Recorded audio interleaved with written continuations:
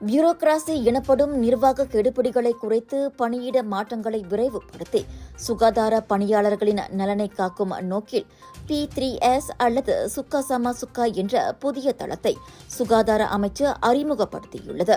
பரஸ்பர முறையில் பணியிட மாற்றத்திற்கு வாய்ப்பு வழங்கும் இத்திட்டம் இன்று தொடங்குகிறது. முதல் கட்டமாக தாதியர் பிரிவுக்கே திறக்கப்படும்.